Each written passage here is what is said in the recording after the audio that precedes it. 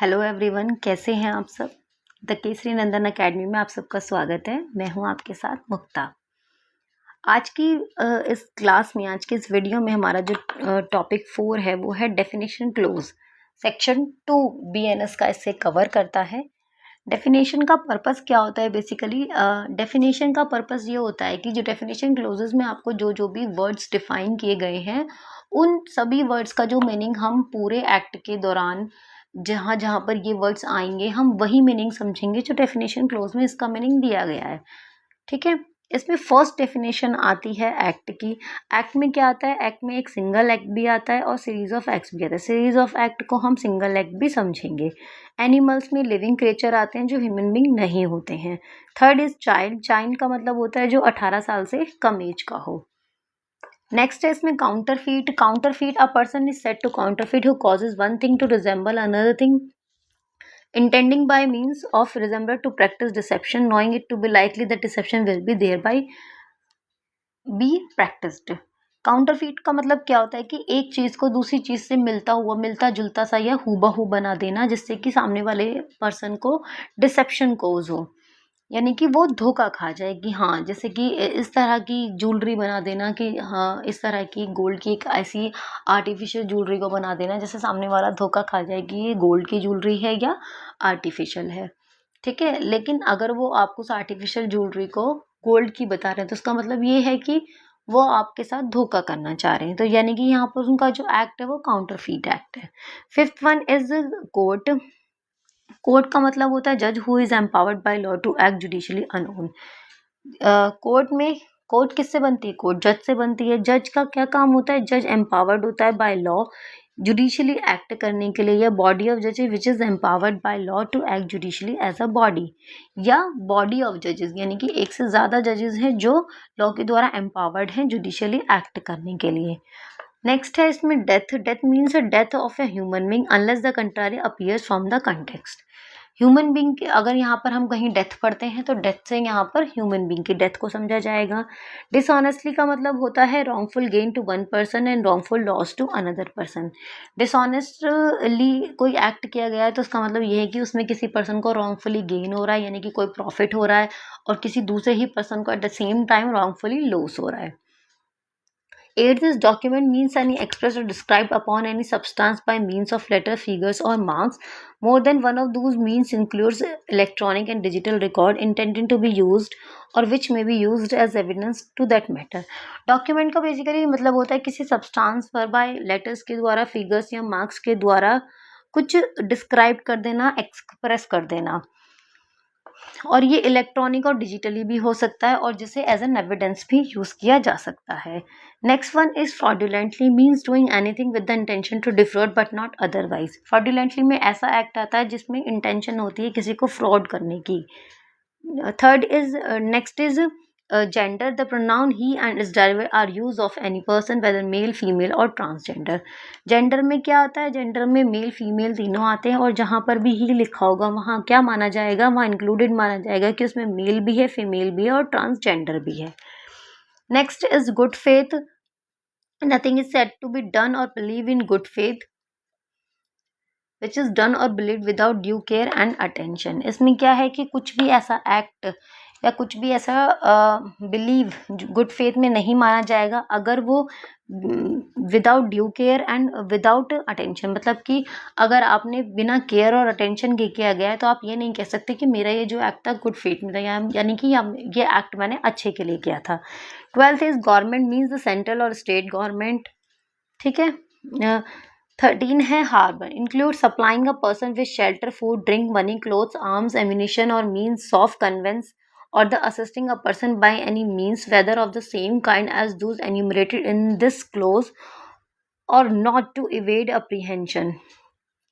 Harbour का मतलब ये होता है किसी पर्सन को सप्लाई करना, क्या? Shelter, food, drink, money, cloth, arms, ammunition और मीन्स ऑफ कन्वेंस, यानी कि आने उसको ये सब चीज़ें अगर हम किसी पर्सन को प्रोवाइड करते हैं या उसको असिस्ट करते हैं किस चीज़ में, कहीं से भाग अरेस्ट होने से, अप्रीहेंशन होने से, इवेड करने के लिए, बचने के लिए, तो हम क्या कहा जाएगा कि हम उसके साथ, हम उसको हार्बर कर रहे हैं। 14 is injury means any harm whatever illegally cause to any person in body mind reputation or property. Injury का मतलब ये होता है किसी भी पर्सन को एक नुकसान पहुंचाना, यानी कि क्षति पहुंचा देना या हानि करना। कैसी हानि होनी चाहिए? या तो उस पर्सन को बॉडी में हानि हो, किसी के हाथ पैर तोड़ देना, ठीक है। माइंड से हानि होनी चाहिए, उसकी मेंटल स्टेट को डिस्टर्ब कर देना, वो डिप्रेशन में चला गया। उसकी रेपुटेशन जिसमें कि डिफेमेशन आता है, उसकी बेइज्जती कर देना, ठीक है। और उसकी प्रॉपर्टी यानी कि उसके घर को जला देना, गाड़ी को जला देना, या उसको कोई नुकसान पहुंचा देना। तो इंजरी कैसी हो सकती है? इंजरी बॉडी की भी हो सकती है, माइंड की, रेपुटेशन की और प्रॉपर्टी की हो सकती है। Next is illegal and legally bound to. The word illegal is applicable to everything which is an offence और which is prohibited by law. जो वर्ड इलीगल होता है वो सब पर एप्लीकेबल होता है, चाहे वो या तो ऑफेंस या तो कोई ऑफेंस हो, उसके लिए भी लीगल वर्ड यूज होगा, या कोई ऐसा एक्ट जो लॉ द्वारा प्रोहिबिटेड हो। Which furnish grounds for a civil action, जो सिविल एक्शन के लिए ग्राउंड फर्निश करता है। And a person is said to be legally bound to do whatever is illegal in him to omit। उस या किसी act के लिए यूज होगा लीगली बाउंड टू, जिसे वो करने के लिए लीगली बाउंड था लेकिन वो उस एक्ट को नहीं करता, तो वहां पर या उसका ओमिट कर देता है, तो वो लीगली बाउंड टू डू की डेफिनेशन में आएगा। नेक्स्ट इज जज, means a person who is officially designated as a जज, includes a person who is empowered by law to give in any legal proceeding, civil or criminal, definitive judgment or a judgment which if not appealed against would be definitive, or a judgment which if confirmed by some other authority would be definitive. Who is one of a body or person which a body of persons is empowered by law to give such a judgment। जज का मतलब basically ये होता है कि जज क्या होता है? जज होता है एक सिविल और क्रिमिनल प्रोसीडिंग में एक डेफिनेटिव जजमेंट पास कर सके, और जजमेंट कैसा हो जिसकी ये बार या तो अपील ना हो सकती हो, या वो जजमेंट उस अथॉरिटी के द्वारा कंफर्म किया गया हो और वो डेफिनेटिव हो, यानी कि वो जजमेंट दोबारा चैलेंज ना हो सकता हो, वो उस केस में वो जज होगा, ठीक है। जब कोई जज किसी केस में सज़ा सुना देता है और उसके बाद उस पर्सन को सज़ा हो जाती है, उसकी अपील नहीं होती है या उसकी अपील नहीं हो सकती है, तो वो एक डेफिनेटिव जजमेंट माना जाएगा, और उस केस में वो जो जिसने वो जजमेंट दिया है उसे ही हम जज बोलेंगे, ठीक है। फिर 17 है life. Life means to the life of human being unless the contrary appears from the, इसमें जैसे अभी हमने पीछे डेथ की डेफिनेशन में पढ़ा था, death of a human being, वैसे ही life of a human being की बात हो रही है यहाँ पर। Local laws means a law applicable on a particular part of India. Local laws में ये होगा कि कोई ऐसा लॉ जो इंडिया के किसी पर्टिकुलर पार्ट पर एप्लीकेबल हो रहा है, वो लोकल लॉज में आते हैं। 19 में है man, means male human being of any as. Man में आता है एक मेल पर्सन, कौन सी? किसी भी एज का, चाहे वो 5 साल का बच्चा हो, 2 साल का लड़का हो, या 20 साल का आदमी हो, या फिर 60 साल का कोई ओल्ड एज मैन हो, ठीक है।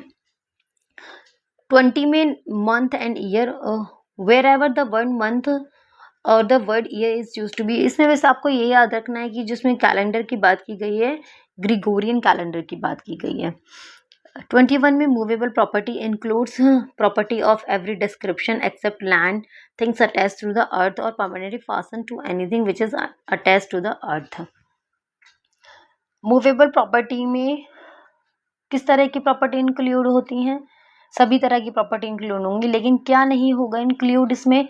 Accept lands and thing attached to the earth. ऐसी लैंड और ऐसी चीज़ें जो अर्थ से अटैच्ड हैं, ठीक है। और परमानेंटली फास्टन टू एनीथिंग, या परमानेंट, जैसे कि एसी होता है, एसी इनबिल्ड होता है, एसी दीवार में फिट हो जाता है, तो वो फास्टनड है, यानी कि वो उसको अलग नहीं किया जा सकता, तो वो अटैच्ड है अर्थ में, इसलिए वो इमूवेबल प्रॉपर्टी का पार्ट है। Next is number, unless the contrary appears from the context, words importing the singular number include the plural number. Number में सिंगल नंबर और प्लूरल नंबर, सिंगल नंबर जो है वो प्लूरल नंबर को भी include करता है। 23 में ओथ आता है, includes solemn affirmation substituted by law for an oath and any declaration required और authorised by law to be made before a public servant और to used for the purpose of proof whether in a court और not. Oath में क्या includes होता है? Oath includes a solemn affirmation substituted by law for an oath and any declaration required और authorised by law. Oath में किसी public servant के सामने जब हम ओथ लेते हैं या कोई डिक्लेरेशन देते हैं तो वो ओथ में इंक्लूड होता है। 24 में आता है offence except in the chapter and sections mentioned in sub clauses A and B the word offence means a thing made punishable by this Sanhita. ठीक है, but in chapter 3 and in following sections namely subsections 2, 3, 4 and 5, section 8, sections 9, section इसमें काफ़ी सारे sections हैं। In subsection 1, ठीक है, इन इस chapters के और इन सेक्शंस में जो मेंशन ऑफेंसेस हैं वो इस संहिता के अकॉर्डिंग ही पनिशेबल होंगे। 25th में ओमिशन है। Omission denotes as well as a series of omission as a single omission. Omission क्या होता है, जैसे कि अभी हमने एक्ट में पढ़ा था, as well as series of act as a single act. एक सिंगल ओमिशन या एक सीरीज ऑफ ओमिशन जो है वो भी सिंगल ओमिशन में इंक्लूड होगा। Person includes any company, association और body of person whether incorporated और नॉट। पर्सन में क्या इंक्लूड होगा, कंपनी इंक्लूड होगी, एसोसिएशन इंक्लूड होगी और बॉडी ऑफ पर्सन इंक्लूड होगा, चाहे वो इनकॉर्पोरेटेड हो और चाहे वो कॉर्पोरेटेड हो। 27 में है public includes any class of the public, किसी भी क्लास की पब्लिक और एज कोई भी कम्युनिटी जो है वो पब्लिक में आएगा। 28 में आता है public servant means a person falling under any of the description namely every commissioned officers in army, navy, force, every judge, every officer of a court including a liquidator, receiver or commissioner, every assessor, member of panchayat assisting, every arbitrator or other person to whom any cause matter has been referred for decision or report by any court, every person who holds any office by virtue which is empowered place, every officer of the government whose duty it is as such officer to prevent offences। ठीक है, every officer whose duty it is such an officer to take, receive, keep or expend any property, every officer whose duty it is such as officer to take, receive, keep। इसमें काफ़ी सारे clauses हैं। इसमें every person who holds any office by virtue is in power to prepare, publish, maintain or revise an electoral roll, और every person in the service or pay of the government or remunerated by fees or commission for the performance of any public duty by the government in the service or pay of local authority as defined in clause 31 of section 3 of general clauses act। इसका explanation है persons falling under any of the description made in this clause are public servant whether appointed by the government or not, every person who is in actual possession of the situation public servant whatever legal defect there may be in his right to hold that situation is a public servant। Election means an election for the purpose of selecting members of any legislative, municipal or other public authority of whatever character the method of selection to which is by or under any law for the time being in force। ये note है, ये important है। इसमें क्या है, public servant का ये code बना हुआ है MJOPACPT-TEP। एम से मिलिट्री, नेवल और एयरफोर्स ऑफ इंडिया के जो ऑफिसर्स होते हैं, जे से जजेस, ओ से officer of a court of justice, P से पंचायत, ए से आर्बिट्रेटर, सी से कीप्स एनी पर्सन इन कन्फाइनमेंट, पी से प्रिवेंट ऑफेंसेस, टी से टेक, रिसीव और expand any property on behalf of the government, T से टैक्स, ई से इलेक्टोरल रोल और पी से पे। ये सब जो कोड है इसको आप कोड के थ्रू याद कर लेंगे तो इससे आपको पब्लिक सर्वेंट की जो डेफिनेशन है वो इजीली याद हो जाएगी और आपको पता भी रहेगा कि कौन कौन से ऑफिसर पब्लिक सर्वेंट की डेफिनेशंस में आते हैं।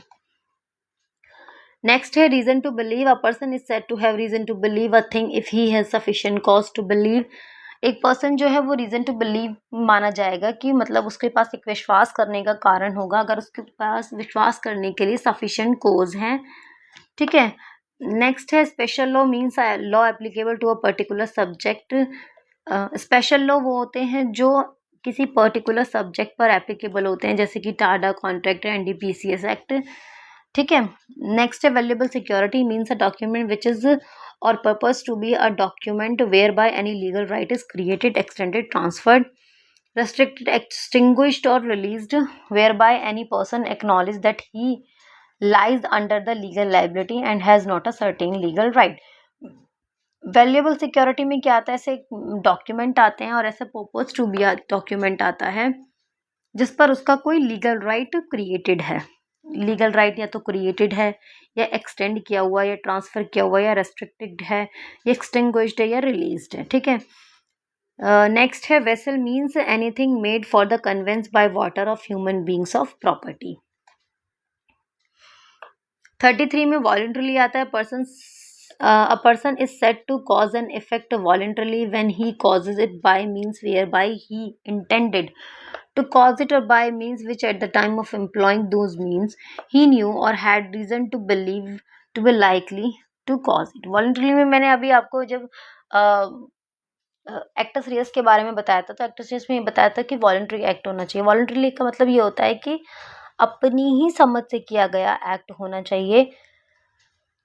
एक उस एक्ट का वॉलंटरली इफेक्ट माना जाएगा when he causes it by means whereby he intended, उसकी खुद की ही इंटेंशन थी ऐसा कॉज करने की, और by means at the time of employing those means he new और हैड रीजन टू बिलीव, वो जब उस एक्ट को कर रहा था या जब उसको एम्प्लॉय कर रहा था तो उसके पास ये रीजन थे कि ऐसा एक्ट कॉज होगा ही होगा। ठीक है, तो ये वॉलंटरली एक्ट में आएगा। 34 में आता है will means a testamentary document होता है। वुमेन में मीन्स अ फीमेल में, जैसे हमने उसमें पढ़ा मैन में, man as man a human being of any age, वैसे ही वुमेन में है मीन्स अ फीमेल, कोई फीमेल किसी भी एज की, 2 साल की लड़की, 30 साल की लड़की, 60 साल की लेडी जो भी है वो सब वुमेन की डेफिनेशन में आएगा। 36 में आता है wrongful gain means gain by unlawful means of property to which the person gaining is not legally entitle. Wrongful gain में ये आता है कि अनलॉफुल तरीके से कुछ किसी की प्रॉपर्टी को गेन कर लेना जिसमें कि आप लीगली एंटाइटल नहीं है, जैसे कि किसी की प्रॉपर्टी को अपने नाम पे ट्रांसफर करवा लेना धोखे से। आपको यहाँ पर क्या हुआ, आपने एक अनलॉफुल मीन्स तरीके से, एक गलत तरीके से किसी की प्रॉपर्टी अपने नाम पे ट्रांसफर करवा ली, तो यहाँ पर आपको क्या हुआ, एक रॉन्गफुल प्रॉफिट हुआ है। रॉन्गफुल लॉस में ये आ जाता है unlawful means of property to with the person losing it legally entitled. Wrongful loss में रॉन्गफुल गेन का उल्टा हो जाता है कि अब यहाँ पर मैंने प्रॉपर्टी अपने नाम पे ट्रांसफ़र करवा ली तो यहाँ रॉन्गफुल गेन हुआ, लेकिन जिसकी प्रॉपर्टी अपने नाम पर ट्रांसफ़र करी उसको रॉन्गफुल लॉस हुआ, लेकिन उसको अनलॉफुल तरीके से, लॉस इन लॉफुल नहीं, अनलॉफुल तरीके से उसको लॉस हुआ, लेकिन वो उस प्रॉपर्टी के लिए लीगली एंटाइटल था, लेकिन उसकी प्रॉपर्टी फिर भी उसके हाथ से चली गई तो उसको लॉस हुआ। तो यहाँ पर वो रॉन्गफुल लॉस की डेफिनेशन में आएगा, और जो प्रॉपर्टी मुझको मिली वो रॉन्गफुल गेन की डेफिनेशन में आएगा। Gaining wrongfully and losing wrongfully, a person is said to gain wrongfully when such person retains wrongfully. Gaining wrongfully में ये आएगा अगर उस प्रॉपर्टी को मैंने रॉन्गफुली गेन किया है और उस प्रॉपर्टी को मैं अपने पास रिटेन रखती हूँ wrongfully, as well as when such person acquires wrongfully, जिसे उस प्रॉपर्टी को मैंने रॉन्गफुली एक्वायर किया है और उसको रॉन्गफुली ही मैं अपने पास अपने कब्जे में बनाए रखती हूँ, तो यहाँ पर क्या होगा, गेनिंग रॉन्गफुली।